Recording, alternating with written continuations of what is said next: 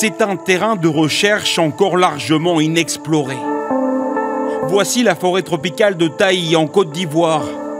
500 000 hectares de végétation primaire où 2 chercheurs français vont passer un mois. Marine Drouilly est spécialiste des animaux carnivores.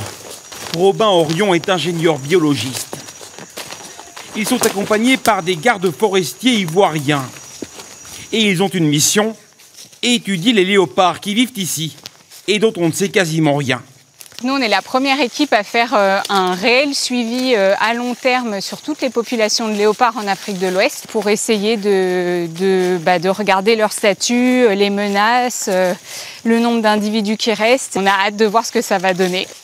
Le problème, c'est que le léopard est un animal discret et solitaire.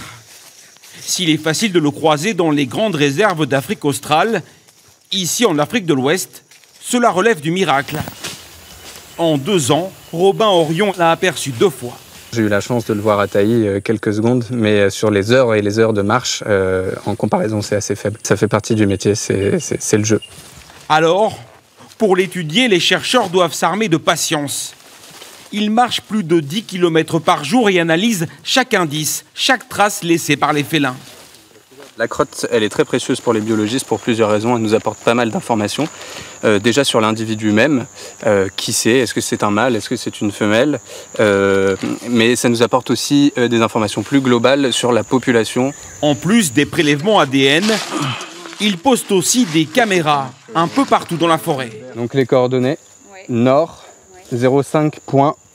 Et voici le résultat. Les léopards sont détectés et filmés. Chaque individu est recensé et identifié grâce à son pelage.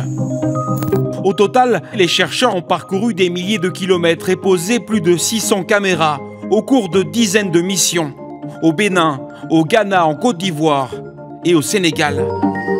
Toujours accompagnés d'éco-gardes locaux. On commence à avoir les réflexes. Donc, une prochaine mission, même, on peut faire ça seul. Une vie hors du commun pour ces Français qui doivent s'adapter dans un milieu très hostile. 40 degrés, 90% d'humidité et des sentiers impraticables. Le léopard vit et chasse principalement la nuit. Les chercheurs doivent s'adapter à son rythme.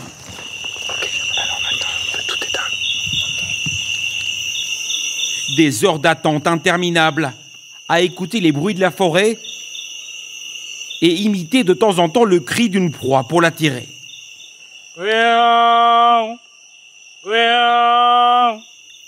Mais ce soir, rien n'y fait.